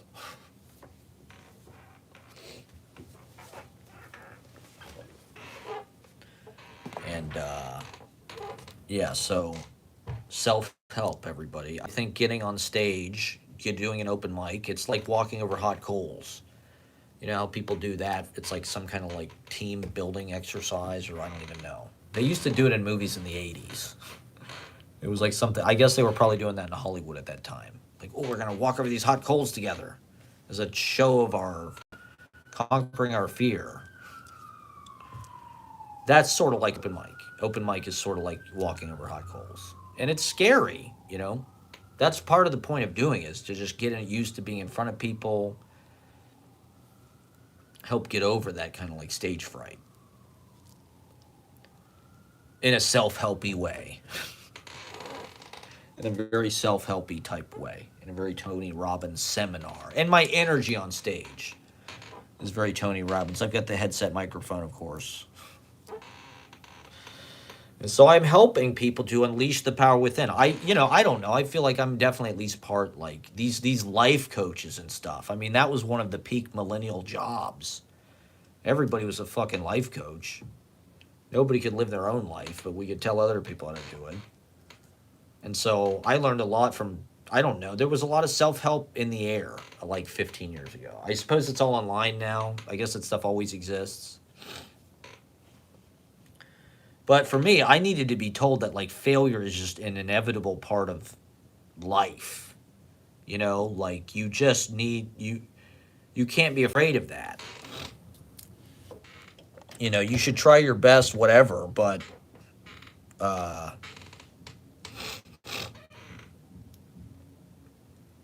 it's more about just having a practice, you know, and staying committed to going on stage, whatever that practice is, doing comedy, reading poems, writing poems, publishing poems, playing music, playing in bands, whatever the hell it is, vlogging,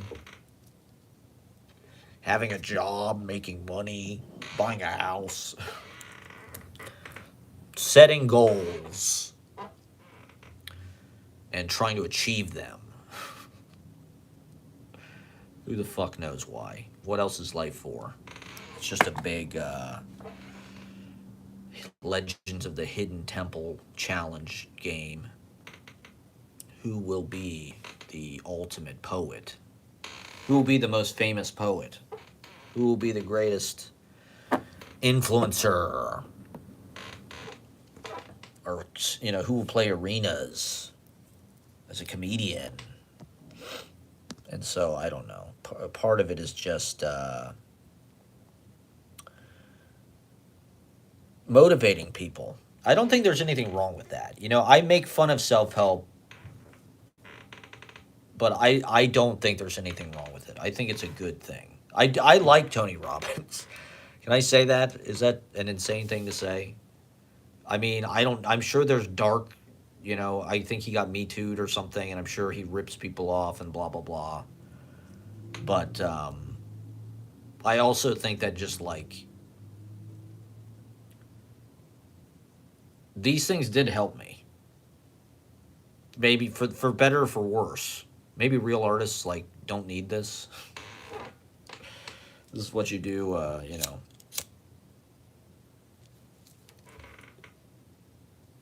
It's just about putting yourself out there, you know, and not being afraid of reaction or whatever. I don't know, like being committed to whatever it is, being committed, you know. And to me, it's like it's always been about creativity. It's always been about art, performance, shows, putting on shows, getting people together. I've always liked doing that, even as a kid. I had my kindergarten birthday party was at McDonald's. I invited a bunch of people. This kid who was my mom's boss's kid. He was a lawyer. His dad was a lawyer. My mom's boss's kid, Evan. I had a McDonald's cake. It had all the characters on it. Ronald McDonald and Grimace. And the kid spit on the Grimace.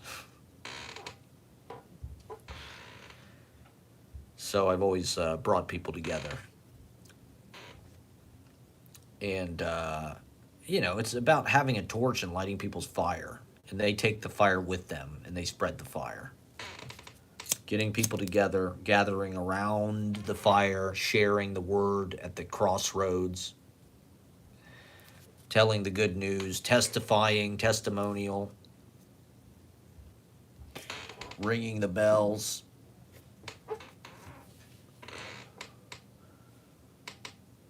The town crier, the village idiot, the oracle, the sermon.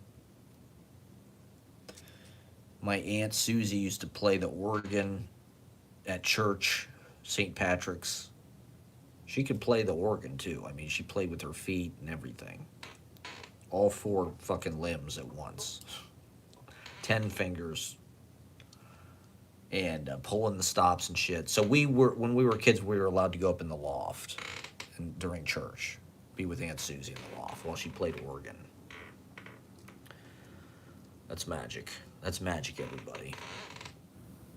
And so, I mean, people need some kind of, whatever you believe in God, whatever. But like the church basically co-ops or provides the place for people to gather, share music, share poetry, share like a speech about what they learned that week, have a little bit to drink, have a little bit to eat, whatever the hell it is, confession. And so it's basically, I don't know, it was sort of like, I don't know, the open mic. I mean, it wasn't an open mic. I mean, God was on the mic. God hogged the mic. But I hope this doesn't get banned. I hope this isn't copyrighted shit. But I think that's sort of the purpose of the open mics, is like music, truthful, gospel, holy music. And it's so amazing to just get this myriad, collage, multi-perspective construction of all of these different points of views and artists and sounds and genres and fiction and long-form nonfiction and diary poems and typewriter poems and people reading from their books and acoustic guitar players, Spanish guitar players, rappers, backing tracks, freestylers, a cappella rappers, magicians, time travelers, people predicting the future, ventriloquists, piano song plunkers, Brill Building, Tin Pan Alley, Stephen Foster, Broadway, Rodgers and Hammerstein, Nick Keyron, kids who want to be the Strokes, performance artists, clowns,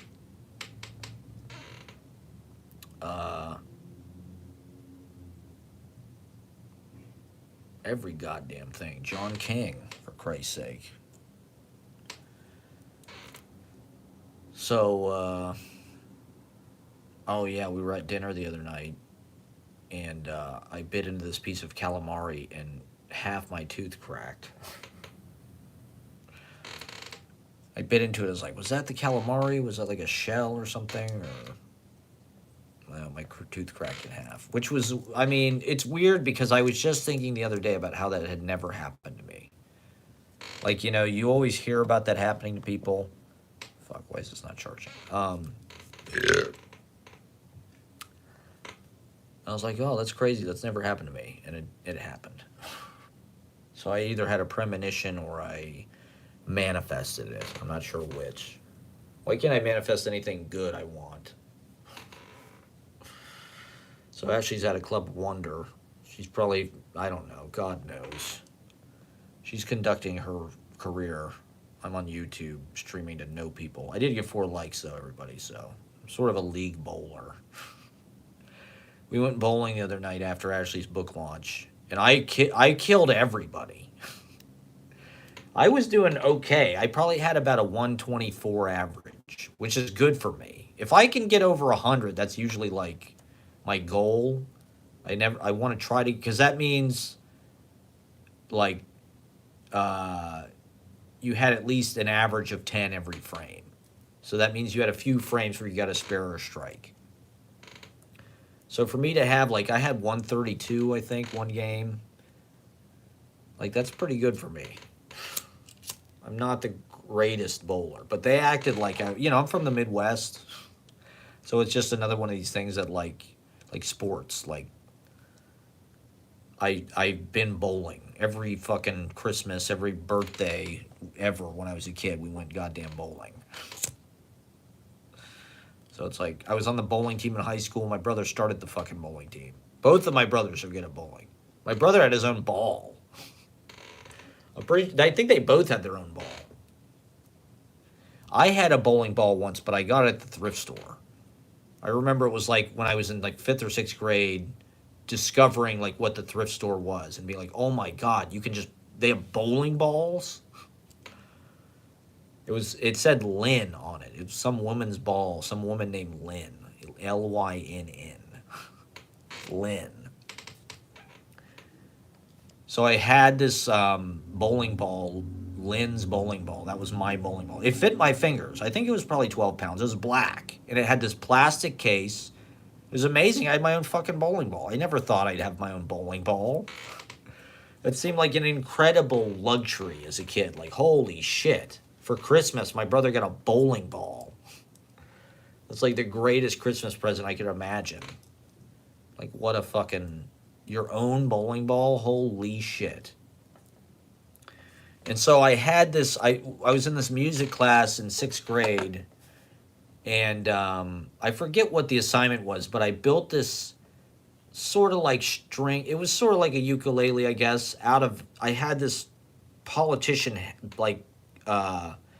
boater hat, like kind of like a Buster Keaton pork pie straw hat, and I taped like a ruler or something to it and put rubber bands on it to build like a banjo lele type thing. And I wrote this song, Lynn the Bowling Hen, and kids in fucking this class loved it. They fucking loved it. I don't know. It's usually when I do like really dumb shit that people like it. It's usually when I try to just like do something that's just like silly. Lynn the Bowling Hen. It was named after my bowling ball. It was sort of a Kids in the Hall song, I guess. We're memory laning here. This is a walk down my past. This is my white autofiction. Ben Lerner was super excited about this other white guy's theories about appropriation. Ben Lerner thought it was useful for him in his own work when thinking about appropriation. Whatever the fuck that means. I'd like to see Ben Lerner write a Michael Chabon novel. Michael Chabon was sort of my model for what I was sort of trying to do. I loved Wonder Boys. Is that fucking corny to say? I read The Mysteries of Pittsburgh. I think Owen Wilson was talking about that. It's like him and Wes Anderson were reading Michael Chabon. You can kind of see that. Their stuff kind of feels a little Michael Chabon. And then Cavalier and Clay, right, of course. Cavalier and Clay was like one of those New York books that you're like, oh man, I just want to read everything about New York, see every New York movie. You're just obsessed with New York, New York, New York. You got to read Cavalier and Clay. You know, it's one of the fucking Pulitzer Prize. And I read it. It was fantastic. But it was also, like I'm saying, it had this kind of like fanciful, imaginative... I don't know what he's doing now. I haven't even looked at, like, ever since, like, Yiddish Policemen's Union or Telegraph Avenue, I haven't really looked at any Michael Chabon anything.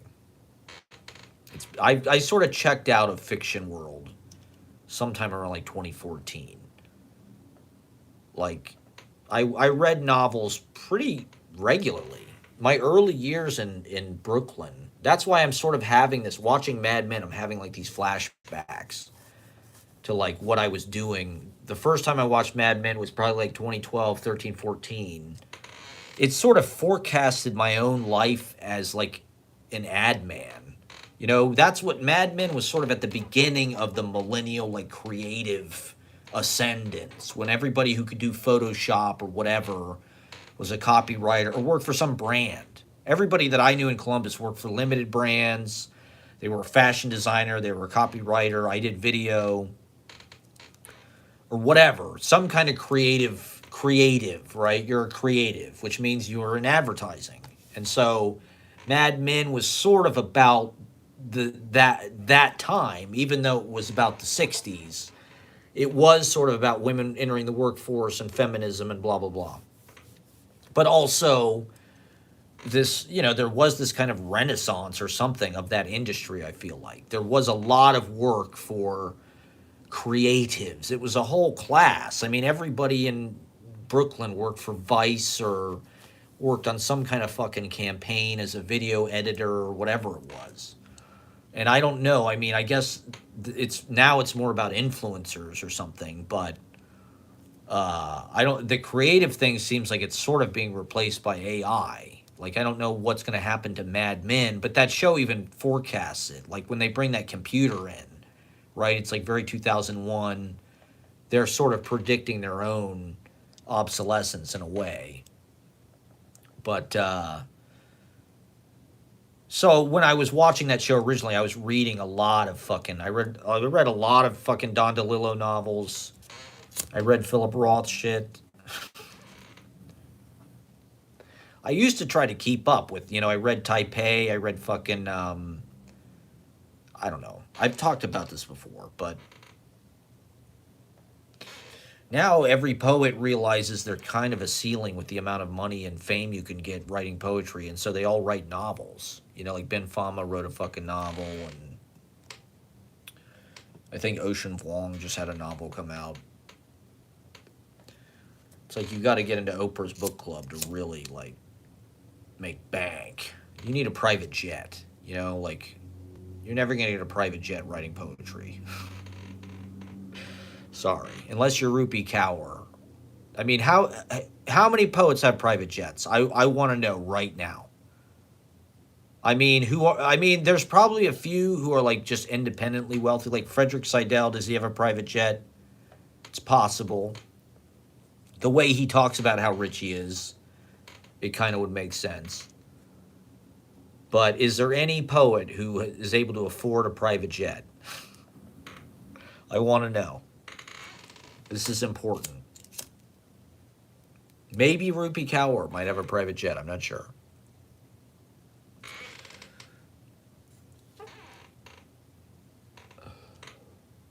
So yeah, I don't know. I'm kind of frustrated. There's all these articles, you know, well, where are the young male writers? They all point to Tony Tulamente. Tulawait. I'm sorry, I don't remember what his name is. Rejection. They all point to that book.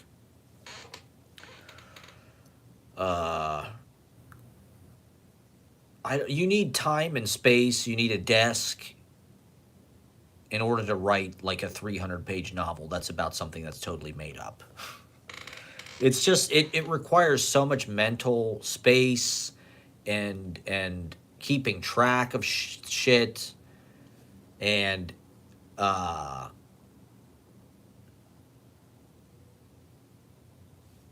don't know. That it takes a long time, or at least I don't know. I guess you don't have to do it that way. I mean, Jack Kerouac wrote the Dharma Bums in like 3 days, and people love that book. It's probably a lot of people's favorite book of his.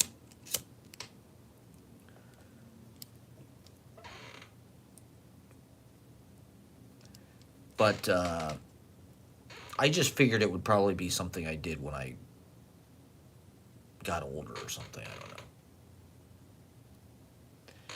How do you do it while you're moving around, while you're, you know, living out of a storage unit, while you're working a part-time or a full-time job? You know, it's like that Murakami thing with running. You know, writing a novel, it's like, it's too much like running. I hate running. Writing poetry is like eating dessert all the time. It's so great. Why the fuck not? Do you feel more in touch with modernism than postmodernism? Vote in the comments. Let us know in the comments. John Eddington, how do you feel? Wrestling. We were talking about wrestling. I mean, to be honest, I thought wrestling was going to get good again. I didn't even know what was happening at WrestleMania. There was nothing. Apparently Stone Cold came back and he got his ATV stuck. Or his four-wheeler, or whatever the fuck it is. He doesn't actually know how to drive the thing. On the Broken Skull Ranch. Just having a couple brewskis, home brewskis. What does he call them? What does he call beers? It's on the Broken Skull Ranch. Does he call them brewskis? Is that what fucking Stone Cold calls them? Give me a nice cold beer. Having a couple of ice cold beers. Here in the Broken Skull Ranch. I damn near got my ATV rammed up in this fat bitch in the front row. Hey, I'm just an insult comedian, man. I'm a free speech absolutist, man. I think you should be able to like fat shame women and like make racist jokes. You should be able to appropriate other people's accents for comedy. Like Rob Schneider. I think Rob Schneider's like hilarious, man. So yeah, come see us Unnameable Tuesday and Wednesday. Both nights in the backyard. I haven't looked at the weather. I hope it's nice. It'll be fun to do. It's just a poetry. We're living our lives in poetry. We're sailing in poetry, as Ashley says. I'm gonna keep going until she's out partying with Ben Fama. Okay. What can I do? I typed up an entire chat book and I live streamed for 2 hours. See what I'm capable of? If anybody out there knows of a place I can live, please do not hesitate to let me know. I would love to just be able to afford a room for like $700 a month. If there's anybody out there that can hook it up, preferably in Lower Manhattan. But, Don Draper is like part hobo. And one of the things I like about the show, it's very self-styled after like a novel or like Elmer Gantry or Sergeant York or something. That hobo character, played by Father in Tintola. This stands for a pie. This means a dishonest man lives here. Don Draper's dad ripped off Father in Tintola.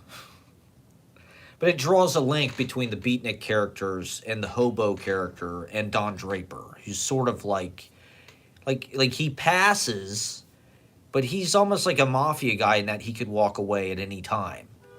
Don Draper's got this life that he's ready to just he doesn't even want. And he's sort of like, he doesn't want anybody to know about his past. He never wants to talk about it. But I like the way that show doesn't become sensationalized. It doesn't become The Sopranos where people are getting whacked, and it's just like life. It's like he's able to open up a little bit. He talks about it a little bit with the other characters, but they all have stories from the war that they just want to leave behind. The war fucked everybody's life up, and they don't want to know. They don't care. Like Bert Cooper says, I don't care. Ashley was asking about the Rothko painting. Bert Cooper's got a Rothko in his office. That's one of the things I like about the show, is it sort of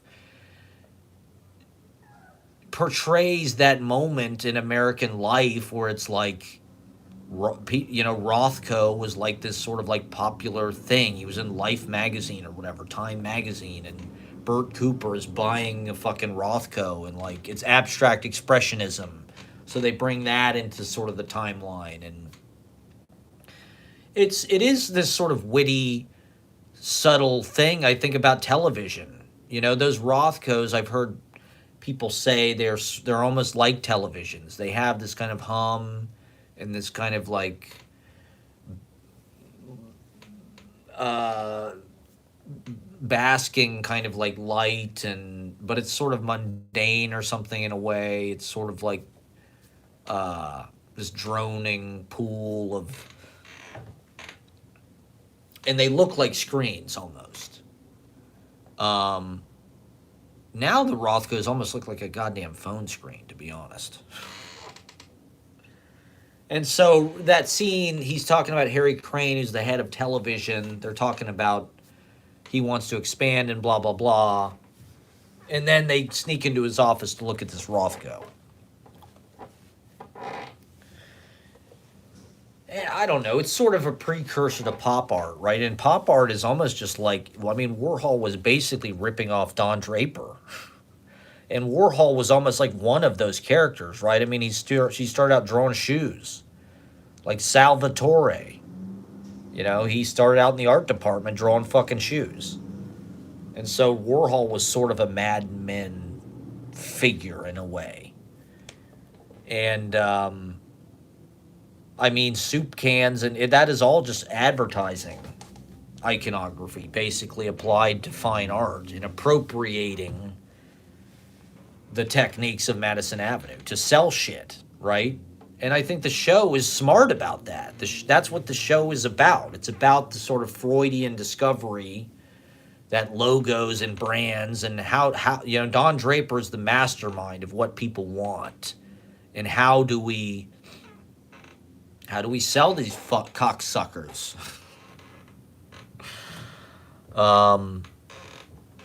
You know, how do we sell American Airlines? How do we sell Kodak?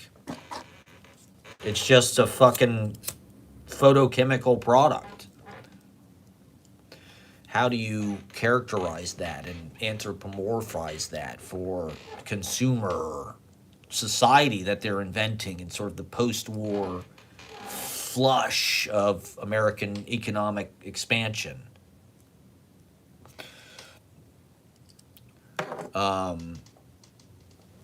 You know, the show is not that diverse. There's a lot of women on it. That's what was diverse about it at the time. I think it was progressive because they had women writers. They had strong women characters. It wasn't, you know, The Sopranos is kind of more about the guys. There's a lot of violence. There's a lot of killing. Mad Men is kind of like a soap opera.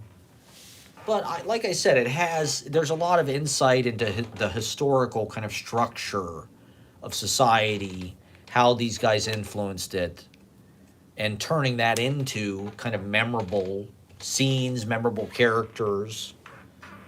You know, I mean, the casting on that show is so great. The faces that they get really look like that time. Freddie Rumsen and Duck and Pete Campbell and Don Draper, of course. Those people are really convincing. And they create that era with just their faces. That guy who looks like Orson Welles, Cosgrove. You know, Cosgrove looks like one of the fucking Jetsons. And I don't know. I don't watch a lot of shows, I guess, but like, are there shows that are that smart and that sort of like literary kind of steeped?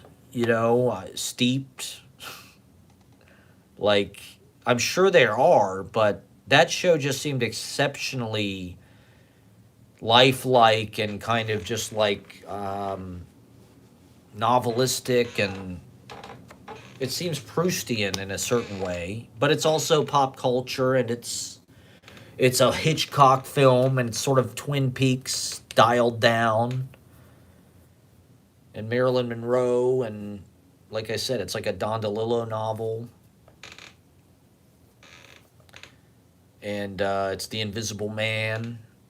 It feels like it just fits right alongside what you read in, you know, American literature. Great Gatsby, Sun Also Rises, Mad Men. I guess I'm overselling it. Maybe it's so totally middlebrow and like I'm just an idiot, but it doesn't. I mean, it seems like prestige television. I mean, I tried to watch a little bit of the studio, and the studio is like a broad comedy that just is like has visual kind of panache, which I like the visual of it.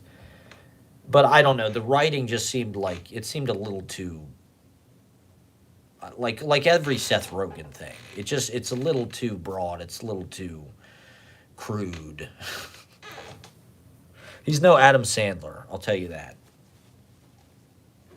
Like the whole thing about Kool-Aid, they want to make a Kool-Aid movie and Jim Jones, Jonestown. It's like it just feels a little that's a little satirical. That's a little unrealistic. Like I know they're making a Barbie movie and they're making every kind of dumb corporate battleship movie, but like do we really need to flog this again? Like we know these movies suck. Like make something good. Like we don't need to fucking focus on that. And fuck the studio. Like I don't have any sympathy for these executives. You know, that's the way it seemed to me. It's like, oh, Seth Rogen just loves movies. He just wants to make good movies. But there's all this stupid business shit. And it's like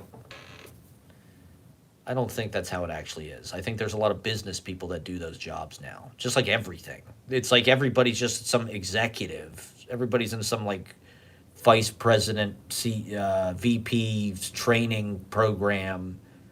And like they're all Bob Iger. You know, they don't give a fuck about Mickey Mouse. You think Bob Iger gives a fuck about Mickey Mouse or Luke Skywalker? He's like Don Draper. It's like he doesn't give a fuck at all. He'll work his ass off to sell it, probably. But, like, I don't know. Don Draper, like, it's autobiographical, the way that he sells the products, right? He uses his own pictures when he's talking about to the Kodak people. And it's very self-consciously styled to be like this kind of mind-blowing performance piece or something. Don Draper, fucking his pitch to Kodak. Holy shit. It's not a carousel, it's a wheel. It's not a wheel, it's a carousel. You had to be there. And that's his art. It's an autofiction. Well, I think he's creating the consumer at the same time that he is the consumer. What else we got here? Let's go with some according to Jim. I'm just going to keep going. I mean, I'm assuming he's going to, like, call me and interrupt or something. So I'm just going to keep blathering. Was there other subjects? What were the other subjects? Pros Kinema, everybody. Pros Kinema. I was on Tuesday. What the hell has happened since then? Just watched Mad Men, basically. That's why I'm, like, unloading on this. I don't know. I